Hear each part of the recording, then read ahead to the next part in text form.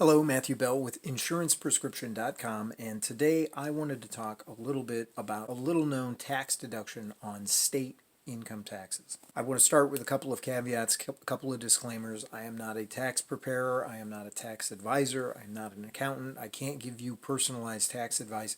All this is going to be a research lead for you to follow up on, but it is something that can bear fruit for a lot of individuals, at least those who fall in a specific classification. Now, I'm not going to bury it. It basically is going to involve contributing to your state's 529 plan for education. So this is not particularly going to be a tax saving tip for seniors. It's not going to be a tax saving tip for retirees, but for families, people who have individuals who are going to be requiring qualified educational expenses at some time in the year, the 529 contribution can issue in a deduction and a tax savings for you or for your family. So the first thing is that almost all of the U.S. states, almost all of the 50 states have got 529 plans that can be used in the manner that I am describing, at least to some degree or other. Now, once again, there's going to be differences in terms of whether or not you have to be a resident of a particular state in order to take advantage of that state's deduction, in order to take advantage of a deduction in your state's income taxes. These are questions for your tax preparer. But only a handful of states are going to have restrictions on the accessibility of the money. And so essentially this is the concept. The contributions that you make to a 529 plan are worth a tax deduction to you in the state that the contribution is made. Now, number one, this is information current as of this filming as far as I know. So this is a good faith effort on my part to deliver to you quality information. I'm recording this in November of 2019. I just checked this in my home state of Missouri. As far as I know, this information is current and applies to all but a handful of U.S. states. Bear in mind that this is a state deduction, not a federal deduction. But the idea is that if you make a contribution into your state's 529 plan, that money can be immediately available for use to pay tuition payments, and you can qualify for a tax deduction without any restriction on the accessibility of that money. Now, caveat, there could be practical limitations and restrictions. So, for example, there might be limitations or restrictions imposed by the plan administrator.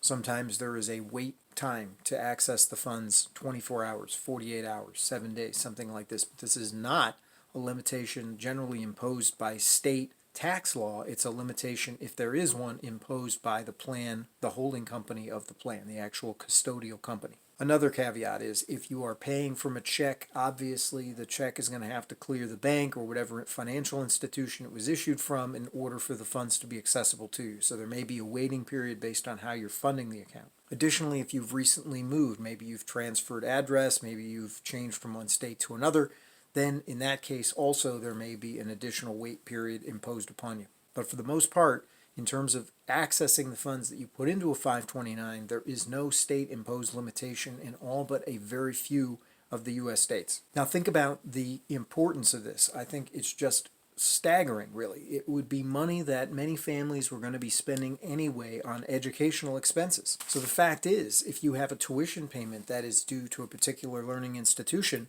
and you were going to pay it out of your checking account, you wouldn't get a tax deduction. But if you put that same money into a 529 plan and then write the check to the institution from the 529 plan, you can qualify for a tax deduction. And again, in most cases, in most states, this appears to be a tax deduction that's available the same year that you paid that contribution into the 529 and the same year that you then wrote that subsequent check to whatever learning institution is applicable. In some states and a very few states, I think states like this would be Michigan, Wisconsin were a few that I ran into. Those states have different ways of trying to police this and restrict it a little bit so that you get a deduction after a year, let's say, of having the funds into the account.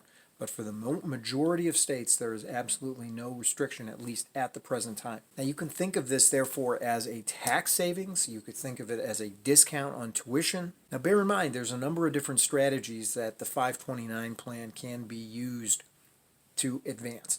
The first strategy would be the more straightforward, possibly the way in which that account was intended to be set up. That is to say, you put some money into a 529 plan and you're looking ahead to finance or to fund college education. So if you fund it well in advance of a particular student's need for that, then the idea is, depending on how your investments pan out, you will then have the ability to grow that principal a little bit so that there's more money to be used for that student's college education or whatever the case is. But this second strategy has nothing whatsoever to do with rate of return or any kind of interest. In fact, you could literally invest it into an account that has absolutely no expectation of gain whatsoever and still get a tax deduction. So if you think about it, depending on your state's income tax rate that applies to you, you could be saving anywhere from, let's say, 5%, 7%, 10%, which would mean that you would get an instant return on your money in virtue of the fact that whatever amount is going to be worth a tax deduction to you. Now, sometimes there is a state-imposed limitation. I think in the state of Missouri, for example, the limitation is an $8,000 deduction. So if you put $10,000 towards your child's tuition, then you can deduct up to $8,000 of that. If you're in the 10% bracket in terms of sales tax in the state, then that is a savings of $800 that you would have ultimately paid had you just paid that tuition out of your checking account instead of out of your 529. Now, what kinds of expenses qualify? Well, in the first place, the 529, of course, was initially set up to fund and to look toward higher education expenses. So college, university, it would cover tuition, it covers room and board, it covers even things like computer equipment and other things that are going to be used primarily for educational purposes. Sometimes in the literature you'll see this referred to as post-secondary. But since January of 2018, the federal government has allowed that these 529s apparently can range over more, and many of the states have implemented this change into their own 529 plans. Now, this means that if you live in a state that has broadened the definition of what is covered, you can actually use this for primary education, for secondary education. This can be tuition at a private school, at a religious school, at a public school. And again, you need to consult with a tax preparer in your state to actually ascertain your qualifications for getting this deduction and for using the plan, and make sure that you do consult with a tax preparer in order to make sure you properly fund the plan per the rules of your state, as well as the rules of whatever custodial company it is that holds the 529 plan in your state. It's a fantastic way to save some money on state taxes for those people who qualify, and the reality is this is very little known. It is surprising to me the fact that there are very few people talking about this, and one of the questions that comes up in the literature that you find is, how long will this, and sometimes referred to as a loophole, how long will this loophole exist? And one of the answers that I thought was the most compelling and just struck me as probably intuitively true is simply that state legislatures, to the extent that they're aware that this contribution and deduction can be done with virtually no restriction, don't bother to close the loophole because so few people are taking advantage of it.